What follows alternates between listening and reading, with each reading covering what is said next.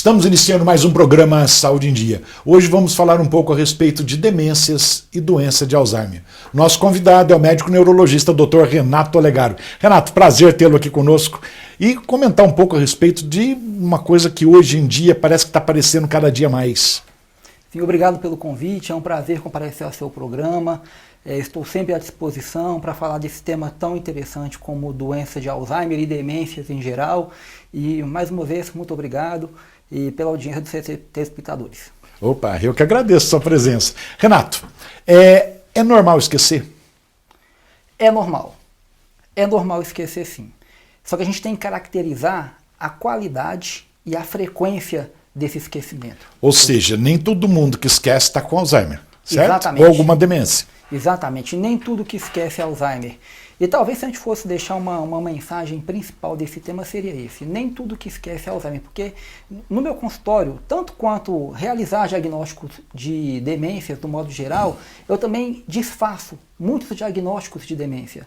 Porque o diagnóstico diferencial com outras condições que levam a esquecimento também é muito frequente. Então, não raras vezes, eu desfaço diagnósticos incorretos de demências do modo geral e principalmente doença de Alzheimer. Porque a gente tem que ver o contexto no qual a pessoa esqueceu. Uma pessoa atabalhoada, com um dia corrido, com cansaço, né? Tudo isso a gente pode esquecer deprimida, alguma coisa, com transtorno de ansiedade generalizada, essa pessoa vai esquecer. Com certeza. Doutor Renato, então, muitas pessoas, frisando bem isso, né? Porque muita gente esquece alguma coisa, esquece de novo a segunda vez. Então, depende do esquecimento, é normal. Então, nem tudo que esquece é Alzheimer ou outro tipo de demência. Perfeitamente, né? doutor Luciano. A gente tem que caracterizar a qualidade do esquecimento e a frequência do esquecimento. Por exemplo, esquecer um nome, lembrar da fisionomia da pessoa, esquecer o nome, isso é comum, já aconteceu com praticamente todo mundo. Esquecer uma data também é comum. Esquecer de pagar uma conta ou outra é comum. Agora, esquecer de receber o pagamento, aí não, aí tem uma coisa de errado. Esquecer de pagar uma conta pode até esquecer. Pode até esquecer, mas de receber, aí não está bem, né? Aí tá errado, tem que investigar. Esquecer o aniversário do filho, esquecer o aniversário da esposa, esquecer compromissos importantes. Então a gente tem que caracterizar, além da qualidade do esquecimento, o contexto em que a pessoa se encontra. Às vezes a pessoa está num transtorno de ansiedade, com uma confusão financeira, social na vida, que leva a uma desatenção. E a desatenção... Exatamente. Às vezes, por exemplo, a pessoa está procurando uma carteira que está em cima da mesa, ela passa pela carteira, ela olha várias vezes, ela não enxerga essa carteira, até que alguém chega e fala, tua carteira aqui. Então, assim, é realmente aquele momento de desatenção e talvez de um estresse, de um cansaço grande. A atenção anda junto com a memória. Se a pessoa não foca, ela não grava e não vai lembrar depois. Com certeza. Renato, o esquecimento faz parte do envelhecimento ou não? O esquecimento pode fazer parte do envelhecimento, como pode fazer parte de diferentes momentos da vida. A gente tem que caracterizar também no idoso a qualidade e frequência do esquecimento. Só que no idoso tem um detalhe importante, porque à medida que a pessoa envelhece, ela perde massa cerebral, perde massa encefálica, ocorre uma atrofia cerebral nessa pessoa. Entretanto, essa atrofia cerebral, que é normal do envelhecimento, ela é acompanhada pelo aumento das conexões entre os neurônios. Então os neurônios, eles se comunicam com milhares de outros neurônios. E essa comunicação, que se dá através de dendritos e de axônio, ela se torna mais rica, mais numerosa com o envelhecimento. Então o número de neurônios diminui, mas as conexões aumentam. Isso é experiência. Então o conhecimento, as memórias, aprendem a pegar atalhos no cérebro do idoso. Porque a gente tem mais caminhos, mais vias, mais conexões. Então, tal riqueza de conexões compensa a diminuição do número de neurônios. Isso Correto. É experiência. Renato, é comum a gente, conversando com pessoas, às vezes, que está com Alzheimer, com alguma ou tipo de demência que vem a ter, que a pessoa tem uma memória antiga, a pessoa lembra bem, mas a memória recente, né, o acontecimento recente, a pessoa já acaba não lembrando. Por que isso? São as primeiras memórias que a pessoa com a demência e tipicamente com a demência de Alzheimer perde. Porque memórias recentes são memórias mais frágeis. Elas não estão ainda estabilizadas no cérebro dessa pessoa. E conhecimentos marcantes na vida, essa pessoa retém por mais tempo. Então, de fato, a pessoa com demência, a primeira memória que se perde são as memórias mais frágeis, são as memórias mais recentes. As recentes, né? E nesse caso, se eu me permite, vale fazer uma observação no idoso, que antigamente existia o conceito de demência senil. A demência do idoso. Como se todo idoso... Ou seja, ficou idoso, está com demência. Exatamente, como se a senilidade viesse acompanhada de demência. A gente sabe hoje que isso não acontece. Eu tenho certeza que todos os telespectadores aí conhecem um ou outro idoso acima de 80 anos que tem a cabeça muito boa, que tem a memória boa, todo mundo conhece. Então a terceira idade não vem acompanhada necessariamente de demência, não. Renato, a partir de que idade normalmente a pessoa começa ou adquire uma demência, o Alzheimer? O mais típico é a partir de 55, 65 anos de idade. Quando a gente fala da forma clássica de Alzheimer, que é o Alzheimer de início tardio, que é o Alzheimer clássico. Há formas genéticas que iniciam antes dos 40 anos de idade, mas são raras. São raras, difícil, né? Menos de 5% dos casos de Alzheimer a gente pode ver alguma base genética. Mas normalmente entre 55 e 65 anos de idade. Renato, hoje se faz o diagnóstico, acredito que assim, do Alzheimer mais frequente, mas um tempo atrás a gente quase não ouvia falar em Alzheimer, e ouvia muito falar que a pessoa está esclerosado, ou, não é isso? Exatamente. E esse termo caiu muito Caiu, a na pessoa está moda. esclerosada, né? E deu uma confusão agora, Luciano, com a esclerose múltipla, né? Eu recebo muito no consultório pacientes que pensam que esclerose múltipla é aquela esclerose do idoso. Então, pacientes jovens que às vezes de fato têm esclerose múltipla e falam, mas esclerose é coisa de idoso, eu estou com 20 e poucos anos, estou com esclerose também. Estou envelhecendo precoce, né? Exatamente, então teve uma grande confusão, mas de fato a doença de Alzheimer é de longe a principal causa de demência. Doutor, nós estamos falando muito em Alzheimer, em demência. A demência, o que vem a ser? A demência é a perda de duas ou mais funções cognitivas. É o comprometimento dessas funções de maneira a prejudicar o desempenho do paciente. Então, o que são funções cognitivas? As mais comuns: memória, orientação temporal, orientação especial, função executiva, capacidade de julgamento, interesse pelo lazer, por atividades, a capacidade da pessoa se locomover no espaço. Todas são funções cognitivas. Linguagem, quando a pessoa perde duas ou mais dessas funções, é a demência. Aí, e o diagnóstico, como que é feito? Só, digamos assim, só clínico ou tem algum exame, tipo tomografia, ressonância, que pode ajudar no diagnóstico? O diagnóstico é essencialmente clínico, com a entrevista e alguns testes neuropsicológicos que a gente faz, além do exame físico neurológico. Porém, certamente serão pedidos exames para fazer diagnóstico diferencial entre as diversas formas de demência e excluir outras patologias. E, inclusive, como você disse agora no começo do programa, numa tomografia ou numa ressonância, você vai ver a involução do cérebro mais normal, próprio da idade. E não quer dizer que esteja com alguma demência, não é isso? Exatamente. E nesses exames de imagem, há o padrão típico da demência de Alzheimer, por exemplo, que é uma atrofia mais temporo-hipocampal, que é a principal região da memória. Então, pelo padrão da ressonância magnética, na tomografia computadorizada, a gente consegue ter uma dica de qual que é a patologia que está por trás desse cérebro, se é que há alguma patologia. Se é que tem, né? Doutor, nós vamos fazer um breve intervalo, já voltamos com o programa Saúde em Dia.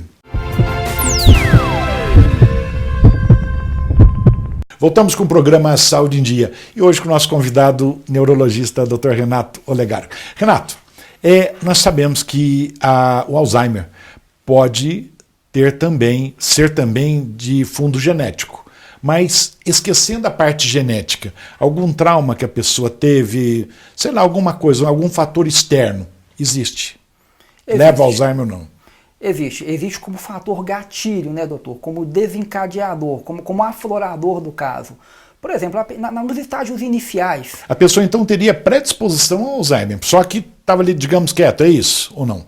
Exatamente. Nos estágios iniciais, a pessoa pode passar batida, com a demência, ela pode compensar, ela pode criar mecanismos de compensar a demência de Alzheimer e as demências de maneira geral. E a pessoa, quando se vê de frente a um trauma, vamos supor, falecimento do esposo, perda de um filho, uma tragédia na família, esses mecanismos compensatórios que ela tinha, que ela despistava, né, o esquecimento, ela não dá mais conta de manter tais mecanismos, e aí aflora o quadro.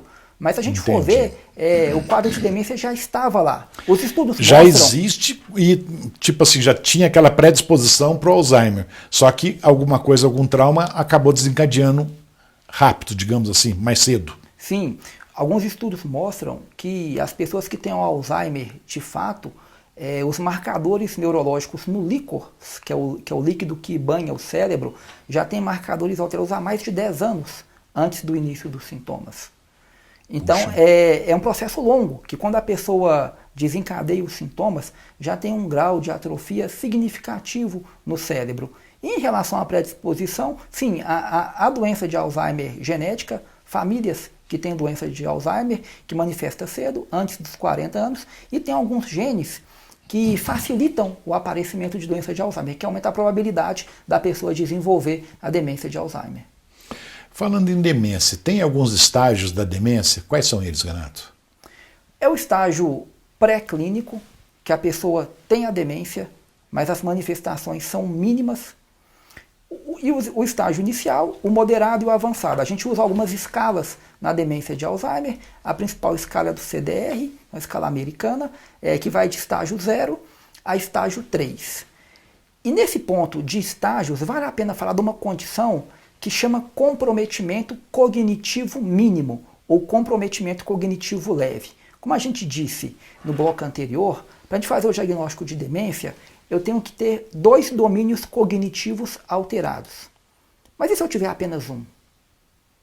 Essa pessoa não está normal, mas também não tem demência. O que essa pessoa tem? Ela tem um comprometimento cognitivo mínimo. E aí a gente tem que evidenciar, estudar bem essa pessoa para ver o que está causando isso.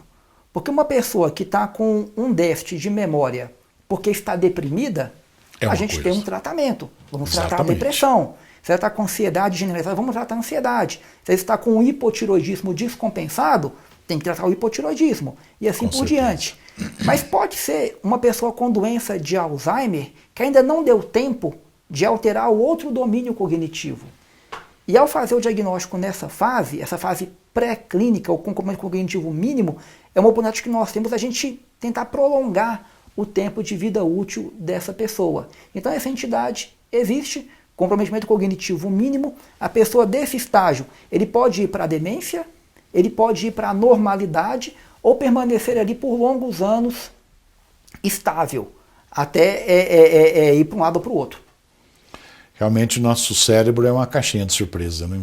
Sim, é muito interessante. E por isso que é importante o diagnóstico precoce, não é mesmo, doutor Luciano? Tudo na medicina, quanto mais precoce, mais importante. Que a gente pode perder, nesse caso, uma oportunidade de tratar, de intervir, num caso pré-demência, e segurar o paciente. Então vamos lá, quando o pessoal que está nos assistindo, quando que a família ou algum dos familiares pode pegar esse paciente e levar ao neurologista? Quando o paciente Quando ele percebe o quê? Quando ele perde a funcionalidade. Conforme a gente disse, um esquecimento ou outro é comum. Normal. É comum.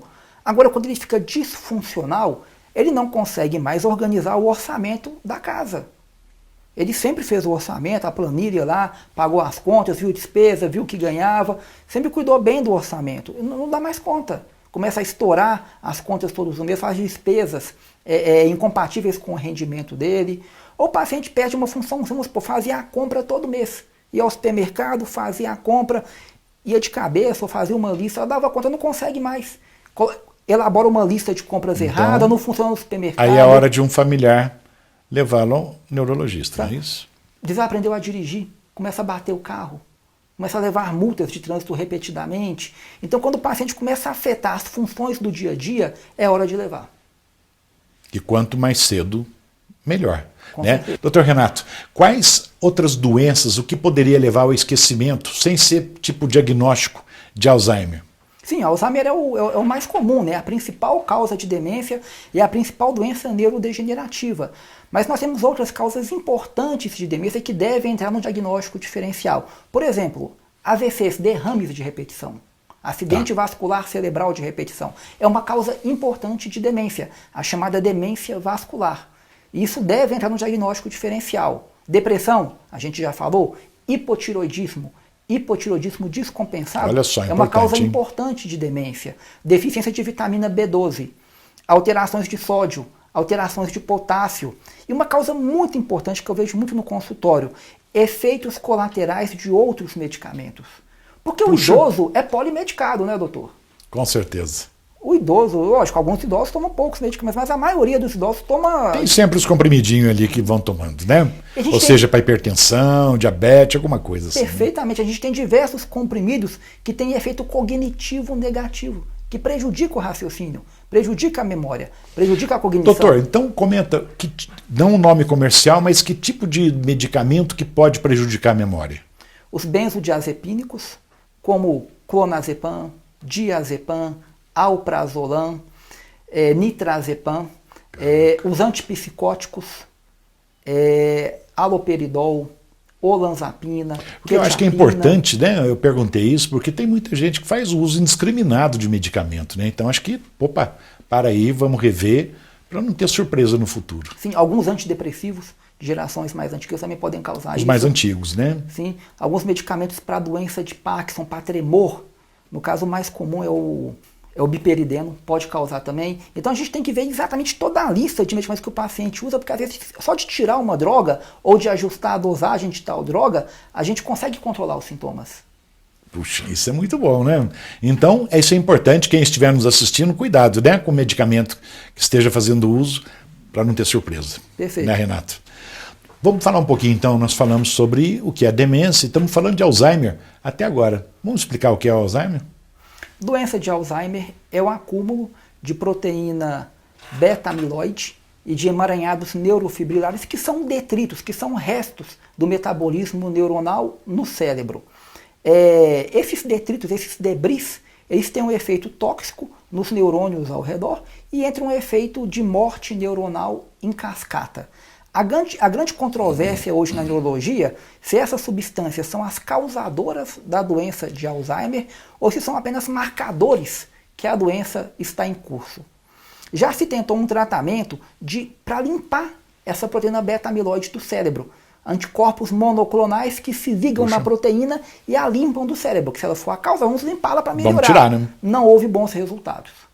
Então, o que é mais aceito hoje é que eles são marcadores da doença em si, e não causadores da doença. Doutor Renato, então nós sabemos que, provavelmente, medicamento para cura do Alzheimer não vai ter, mas tem medicamentos que vai estabilizando o paciente.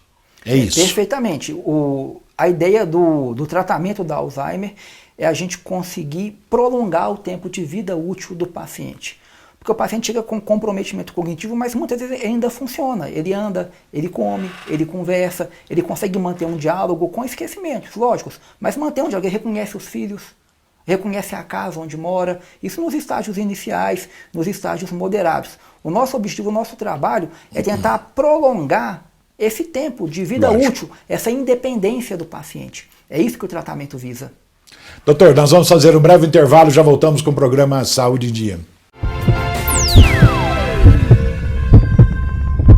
Voltamos com o programa Saúde em Dia. E hoje conversando aqui com o neurologista Dr. Renato Olegário. Renato, agora há pouco, antes do comercial, você comentou, né, disse o que é o Alzheimer. Vamos falar um pouquinho diferente. Tem alguma coisa que a pessoa possa fazer para prevenir ou não existe? Se ele tiver que aparecer, ele vai aparecer. Nos casos genéticos, o risco de converter é muito alto e converte cedo. Então, nesses casos genéticos, é muito difícil prevenir. Agora, no caso mais comum, que é o Alzheimer idiopático, que dá na terceira idade, esse é possível prevenir com hábitos saudáveis de vida. Aquilo que todo mundo sabe, mas é difícil até de fazer, né? O que seria isso? Alimentação saudável. A alimentação mais saudável hoje que se tem consenso no mundo, que é a dieta mediterrânea, que é a alimentação com peixe frequente no cardápio, bastante verdura, bastante fruta, bastante legumes, azeite e castanhas, que é a dieta mediterrânea, atividade física aeróbica de 3 a 4 vezes por semana.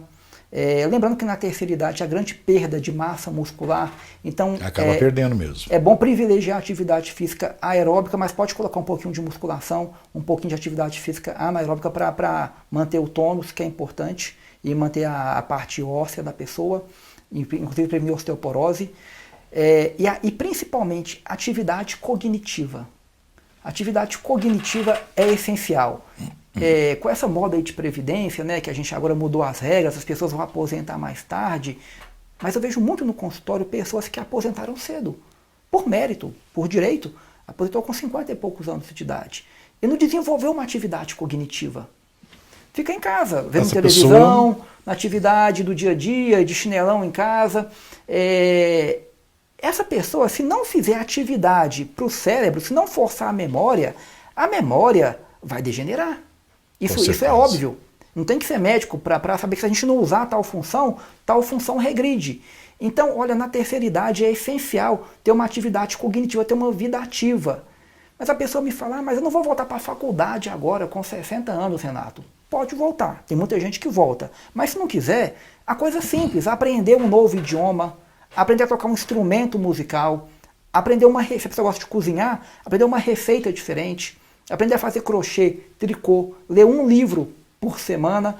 Renato, por exemplo, você falou, ler um livro, palavra cruzada, alguma coisa que force um pouquinho a memória, ajuda? Ajuda muito, doutor Luciano.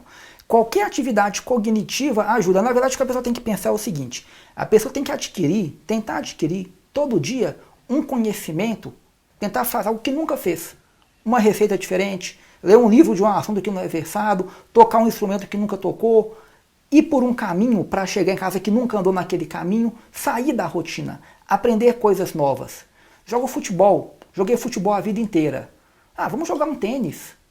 Vamos experimentar jogar um boliche, jogar uma bocha. Alguma coisa diferente, né? Isso que é essencial, desafiar o cérebro. Me fala uma coisa, o Alzheimer, como que ela ocorre? O mecanismo fisiopatológico? Sim, só para dar para os telespectadores entender um pouquinho.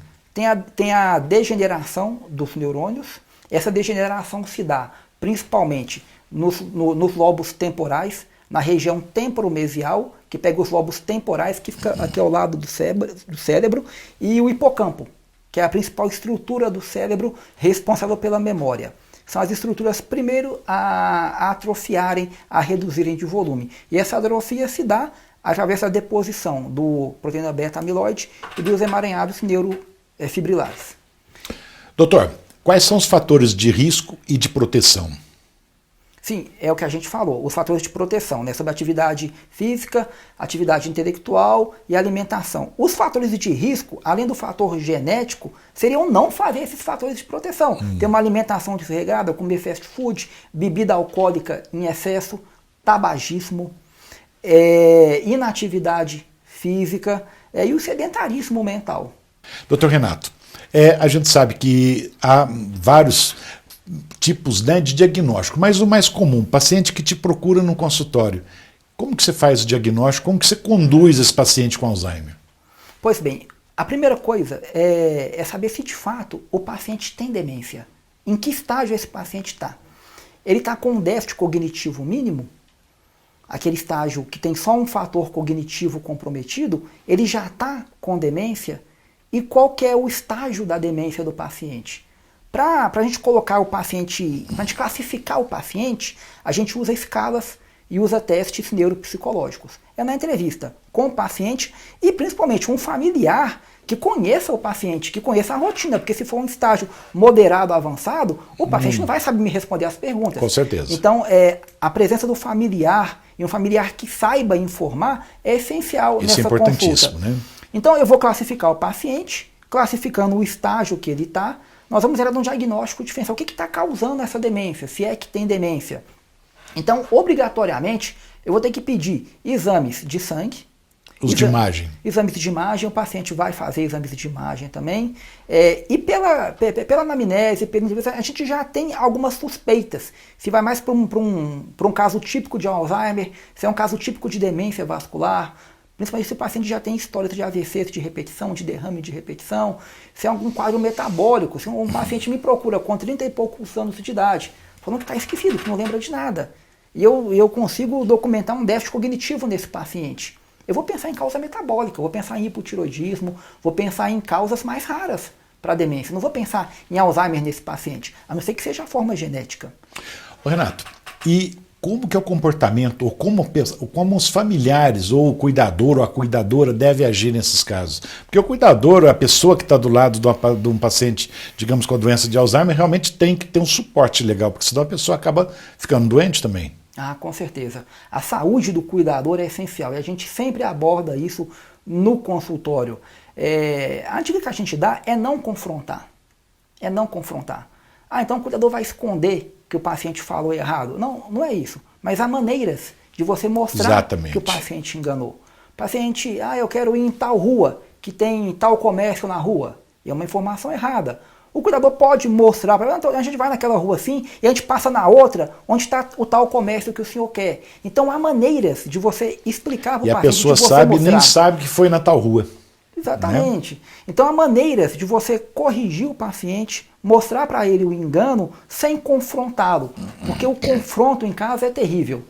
Não adianta ir contra o paciente. Concorda e vai levando, não vai levar nada. Então, pelo menos ele fica mais confortável e não fica batendo de frente nem brigando com o paciente. Sim, fica um clima melhor na casa, no domicílio. Exatamente. E o cuidador, é essencial o cuidador, porque o cuidador é quem vai levar o paciente para fazer os exames, é quem vai administrar os medicamentos, é quem vai estar ali ao lado. E esses medicamentos que são administrados é mais para, equilibrar o paciente, que a gente não vai ter medicamento que vai acabar com o Alzheimer, mas pelo menos dar uma estabilizada, não é isso, Renato? Sim, a gente busca prolongar o tempo de independência funcional do paciente, a vida útil do paciente. Os medicamentos eles agem no cérebro aumentando a acetilcolina, que é o principal neurotransmissor excitatório do cérebro. Ao ter a morte dos neurônios, a gente tem menos neurônios produzindo e secretando acetilcolina. Então, ao aumentar tal substância, eu aumento a troca de informações entre os neurônios e aumento o raciocínio, acelera o raciocínio do paciente. Mas a gente também tem que usar drogas, às vezes, para controlar impulsos do paciente, para controlar a agressividade, para controlar repetições, para controlar a parte comportamental. Eu já tive paciente que tentou fugir de casa, tentou pular o muro para ir embora para a casa antiga dele. E esse paciente que tentou pular o muro, ele caiu e fraturou o fêmur. Olha o perigo, né? Então tem que ter um cuidador mesmo 24 horas ali com a pessoa. Exatamente, doutor. Doutor Renato, infelizmente estamos no finalzinho do programa. Gostaria muito de ficar aqui conversando com você o dia todo. E antes de encerrarmos, eu gostaria que, se possível, deixasse uma mensagem para os nossos telespectadores. A primeira mensagem é de agradecimento pela oportunidade de estar aqui. Nós é que agradecemos. Pela sua audiência, que eu sei que é muito grande aqui em toda a nossa região. E se eu fosse deixar uma mensagem, o principal é aquela mensagem do início. Nem tudo que esquece é Alzheimer. Nem tudo que esquece é demência. Se o paciente está esquecido, vamos investigar a causa. Vamos ver o que está por trás disso. É isso aí. Doutor, muito obrigado pela presença. Chegamos então ao final de mais um programa Saúde em Dia. Fiquem com Deus e até a próxima semana.